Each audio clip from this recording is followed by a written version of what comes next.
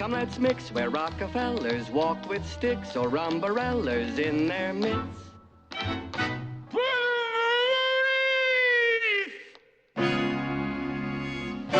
Welcome to Outside Issues with Audrey and Patrick.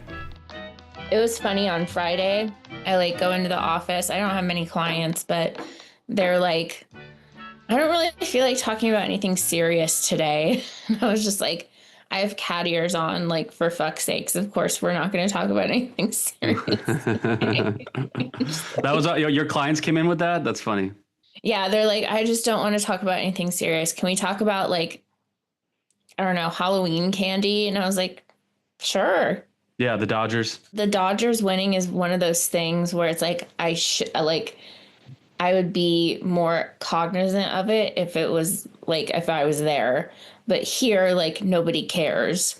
So yeah, it's a different universe out here. Everybody's walking around in the merch, and I'm a little bit of a poser because I'm not a big baseball guy, but I just love the communal positivity surrounding this. And so whenever I see somebody walk by with, a jersey or a hat or whatever, I'm just like, go Dodgers.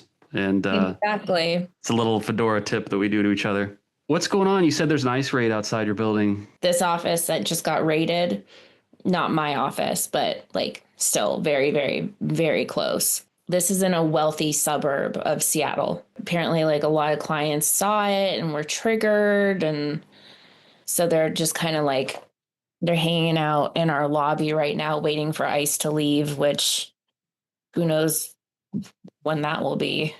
So it's a bunch of tacked up peanut heads like we're used to seeing in the videos, but now their vehicles pulled up outside your building and they're just in the lobby, or they're like monitoring the facilities for somebody, or they're monitoring the facilities and they're going around the residential areas. I wish I was there, but I also wish I wasn't there, because if I was there, I feel like I would get I would have a violent tendency within me and be like, hang on a second, client who I'm talking to about your feelings. I want to go outside and punch an ICE agent. Yeah. Steal the face mask off of them. There's no positive utility to this agency. It's just a Gestapo. I go to so many places where there's Hispanic workforce, they're just, that's the thing about LA in particular, is that they are a part of us. And just the idea of somebody, goons cruising by to abduct your friends. I went to the Portuguese Bend riding club out in Palos Verdes to go. I've been learning how to take care of horses, and it's almost entirely Hispanic people work in the stables out there. And I don't have the heart to ask, it's one of my clients is a friend who has a horse that we play with. And I don't have the heart to ask her, what have you seen those guys around? Has ICE been fucking with Portuguese Bend? Because I don't want to know the answer. I mean, I don't know. It seems like a place that they would like to come and make a scene, because there's a Trump golf course not too far from there in PV. I'm sure there's. Where my parents live. My parents live in Rancho PV. Yeah. So I'm over it. I'm over it too. I'm over it, and I want to do something. And yeah, we got to figure out what to do. We spend so much time talking about the crisis, the mess, the pain that's happening inside and outside with politics, and how to navigate that. But we should give some lip service at least to the healthy ways that we detach, and the ways that we find our joy. You were going to take a walk, and it might've been on your lunch break at work or something like that, but you wanted to see just a little bit of Seattle. And I thought that that was just something we tell ourselves we're going to do a lot of the time, and then just don't make the time for it. It was a really hot week here. And so I kind of it was Labor Day weekend or Labor Day week. And, I was like, you know what, I'm going to take a walk around the neighborhood both neighborhoods that I work at. One of them is very naturey and the other one is city. So I had a really good time, and it was a really, really, really good time. And I love wandering. To be quite honest, I loved walking around the city more, because I love walking around cities. Me too. I'm more that kind of guy. Yeah.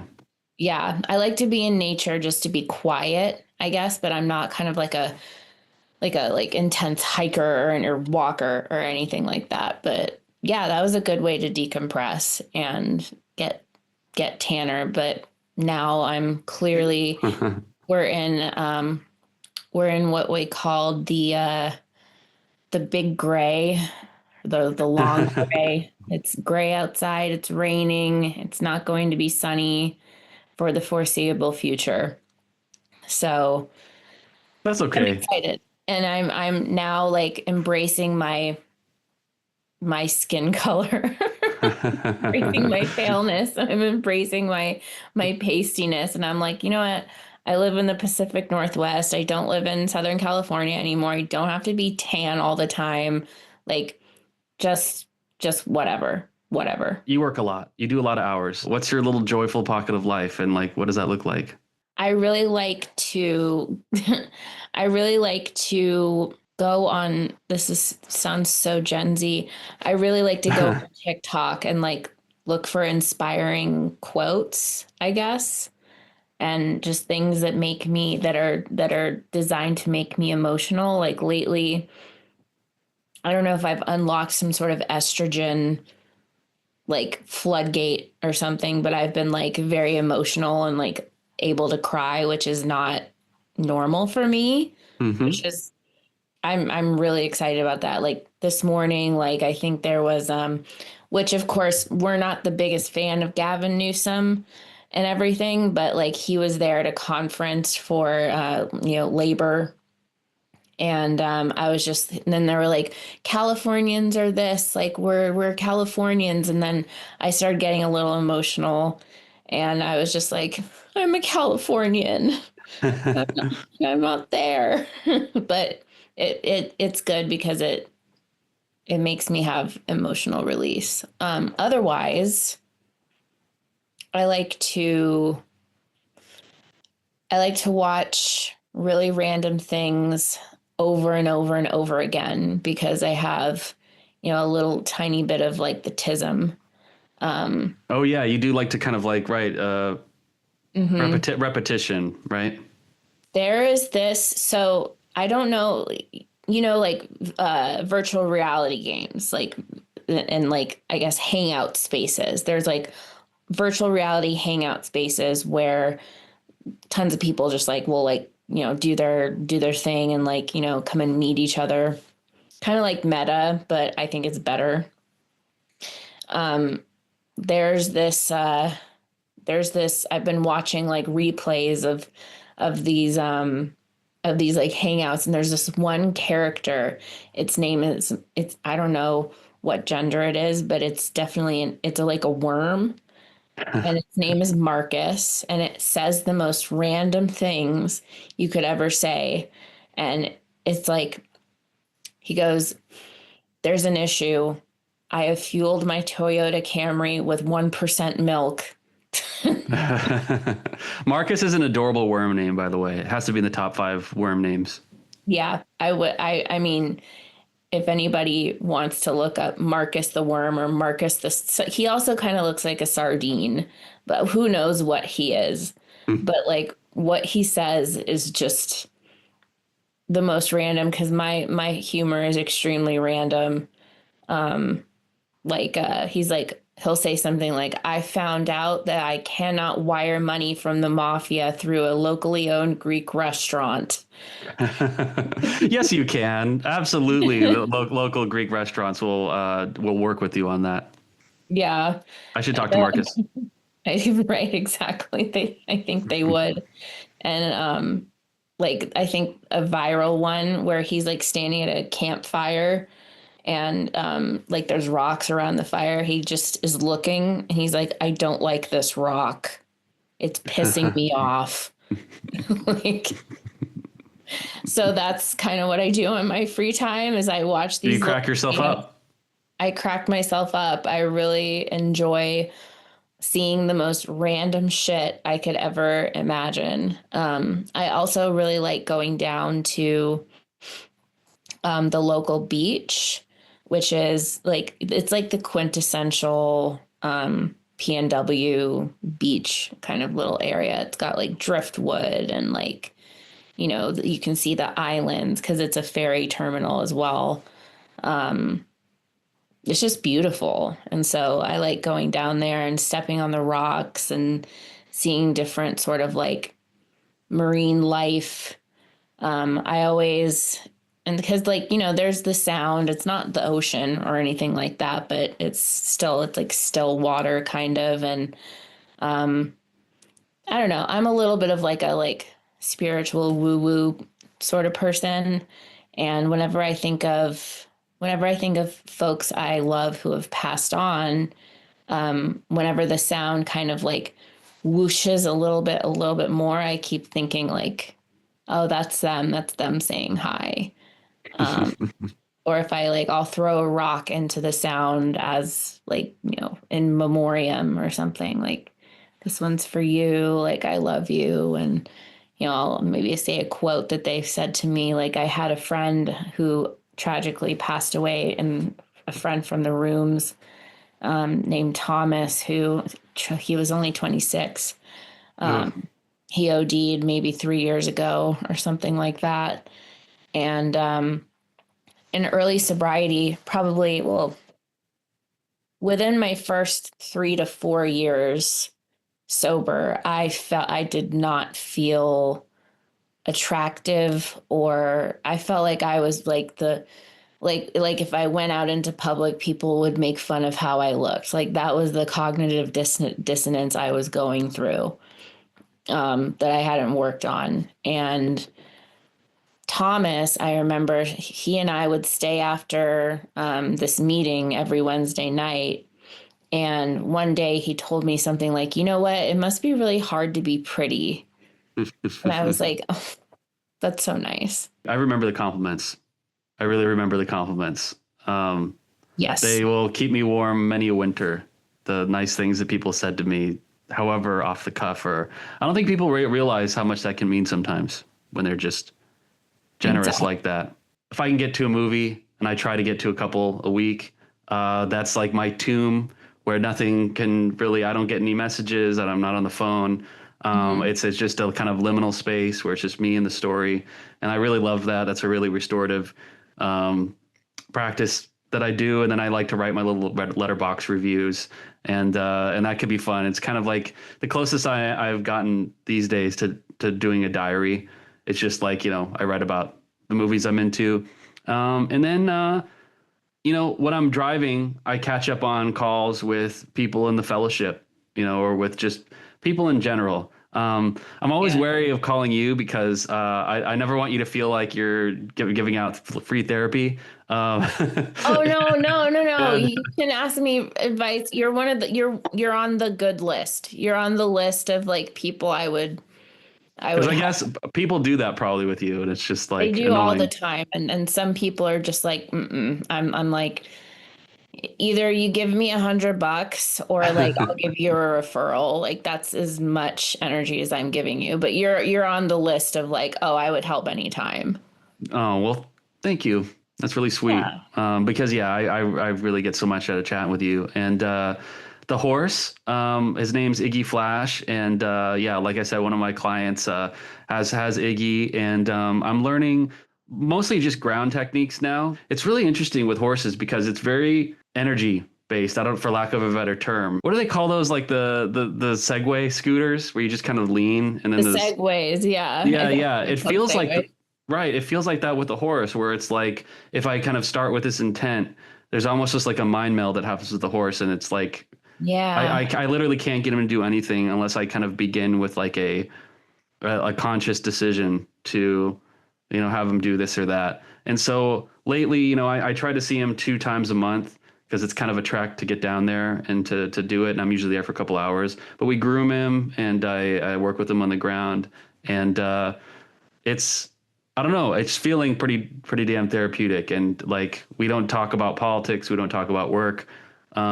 We're just catching up on personal stuff and horsemanship. So it's great. Equine therapy.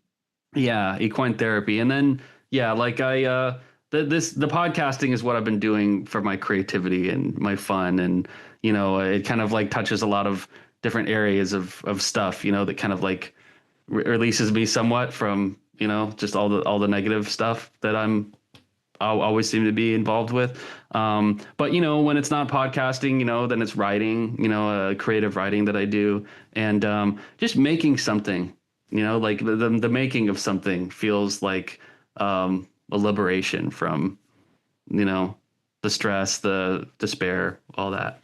Me and my ChatGPT romance novel. That is a hobby of mine. Are you writing one? Yeah, I started writing one back in like spring or something like that. And it's really hard to get like, I don't know what I've been doing. I've just been like punching in things like this character likes this character likes that. And it like really like gets a story going. So it's like, yeah, I don't want to give away the plot because it might be embarrassing. I guess that's another hobby of mine is to use AI to write romance novels when I'm not a novel writer whatsoever. I just write therapeutic notes. It'll be the next 50 Shades, I'm sure, at some point. There's some 50 Shades to shit in there, for sure. Is Bo Burnham in there? The main character looks like him. Okay. I like it. But is not. The thing I really like, Bo Burnham is definitely my celebrity crush, but he's too tall and too skinny for me. You like somebody with more meat on their bones and a little bit more. And shorter. So that's like, I guess, the main male character, but it's like a little semblance, and you can create, images, and it's pretty cool. It's like, imagine like Bo Burnham in his 40s, but like shorter, stockier, and like just looks a little different, like a different face. It's interesting. I love it. Yeah. You're optimizing. I'm optimizing. I have some funny, weird little Halloween questions. Sure. Yeah. What's the most underrated Halloween candy? Like gummy spiders, gummy worms, the different creepy crawlies, bats, anything gummy, I think is just tops for me. I would say the flavored Tootsie Rolls, like the flavored, like the lemon flavored Tootsie Rolls. That's perfect. That's actually much more particular to the holiday because you get gummy all year round. But yeah. No, I would never, because, sometimes we sift through the bags, and there's definitely some Halloween candy that I will leave untouched. Some Halloween candy that I'm just not feeling, and it'll just kind of collect in a sad reservoir, to the side of where the other wrappers are that I'm discarding. But the flavored Tootsie Rolls, cherry and orange. Yeah. I love those. Which classic monster, vampire, werewolf, mummy, ghost, do you think would make the best roommate?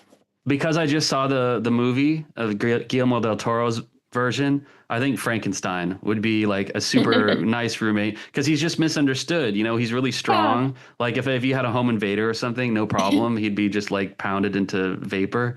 And and amazingly eloquent. You guys could, you can go singing around the neighborhood, and the locals will give you cider. And if anybody asks who's that weird guy, it's my cousin. It's your cousin Frankenstein. Yeah. I want to say like Casper, but I feel like that's good. I feel as if I would corrupt him with my. I feel like I might he's a little too innocent for me. So maybe. It's funny. You're just remembering when he turns into Devon Sawa at the end of the movie, because Sue-Ann was just reminding me about that. Oh. That she had a big crush on when Casper turns human at the end of Casper when she was a kid, and so. Yeah. Definitely a corruptible young man. What would your witch or warlock name be? Ooh, it would be Steve. Steve? Steve the warlock? Yeah, I think it fits.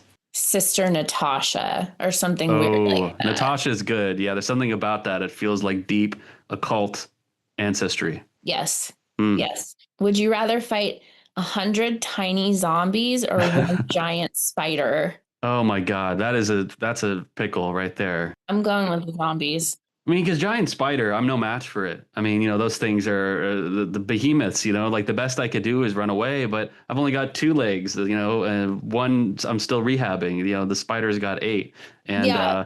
giant Yeah. mandibles. So yeah, I'm sticking with the zombies, and maybe we need to reopen our discussion on firearms because I'll probably need one for yeah. Right. Let's see. If you could talk to ghosts, but only on Halloween, who would you call? I don't know if you've been watching the Monster series of You watched that? I see. I didn't. I thought you didn't like scary stuff like that. I like watching that kind of stuff. Well, so my favorite serial killer is Jeffrey Dahmer. My least favorite is John Wayne Gacy. I watched a little thing about Ugh. him a couple weeks ago, and I did not finish it. I was just like, dude, I no. I don't blame you. I really like Jeffrey Dahmer because he was just so like, you know, unsuspecting, and then all of a sudden it's like, whoa. And of course, I have a thing about Wisconsin. Jeffrey Dahmer had that thick Wisconsin accent, even though he was a serial killer. I'm just like, this is comforting in a way.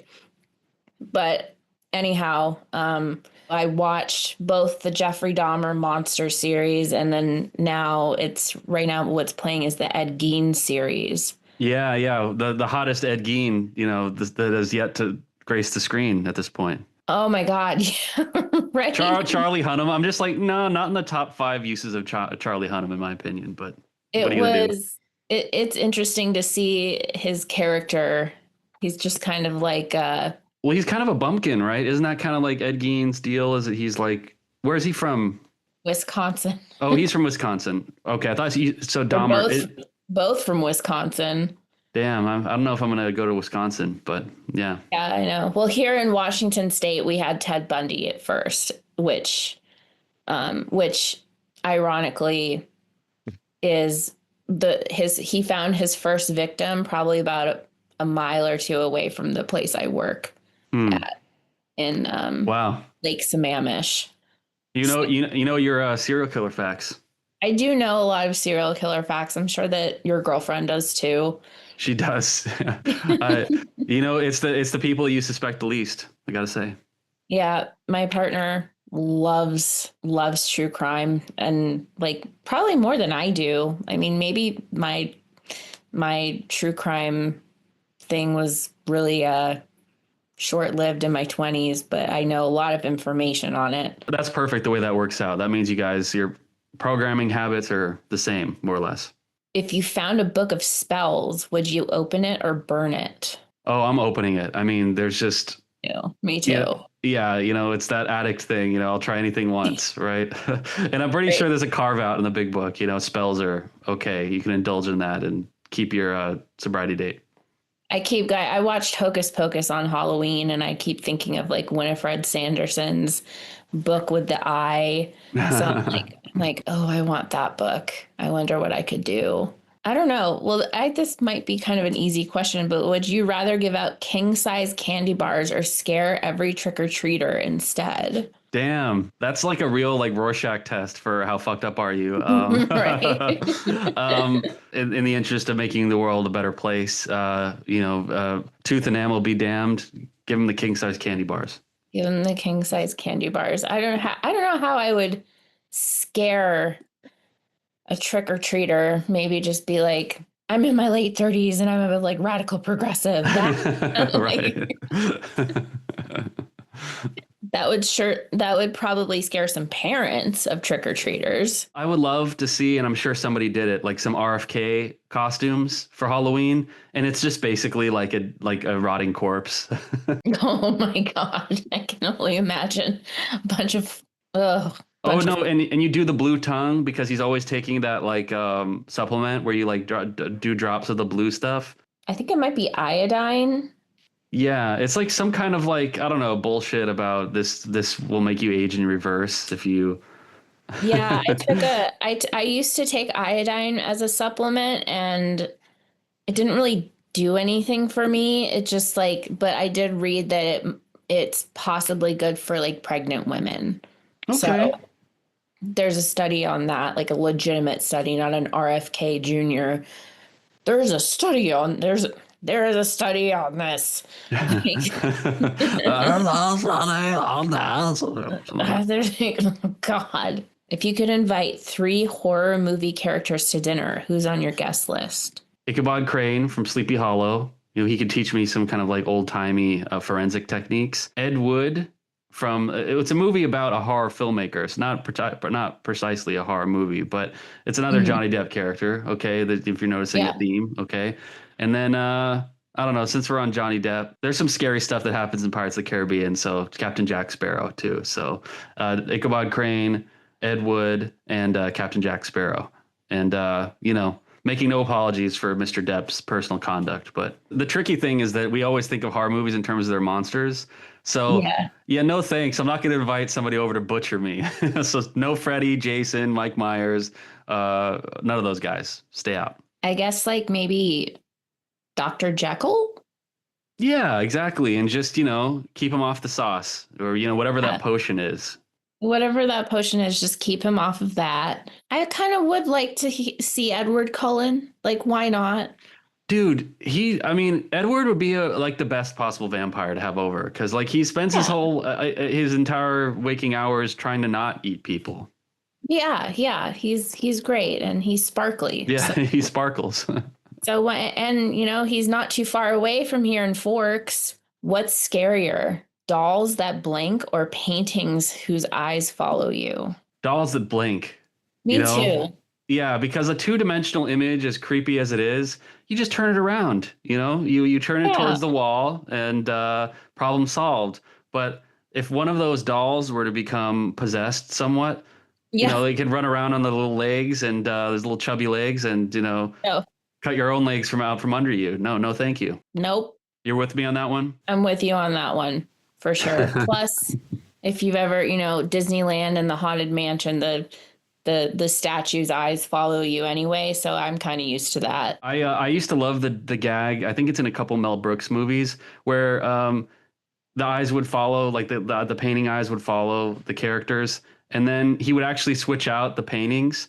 Like he would cut, he would do the reaction shot. So we'd cut to a reaction shot of like one of the actors. And then when you cut back to the painting, it's got like a different facial expression on or, you can imagine the joke. Yeah. So I would always laugh at that. I think you need to make me a list of movies that I need to watch because I'm one of those, because of my tism, I only watch things over and over and over again that I discovered in the 90s.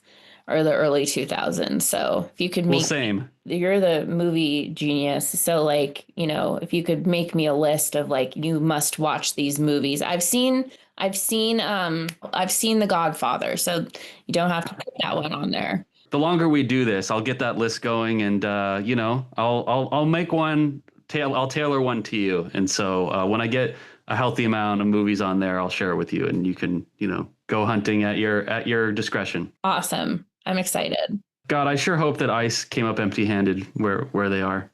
Me too. I'll check back in with people tomorrow and I'll see. I'm going to monitor. I'll keep you updated if there's more activity. So, if I hear about more activity, but fuck ICE. Fuck ICE. Defund the police and Medicare for all. Exactly. Yeah. Mm-hmm. All right. Go Mamdani. Go Mamdani. Yeah. Well, we'll know soon. Yep. Tomorrow-ish, I think. Hopefully. All right. It's looking good.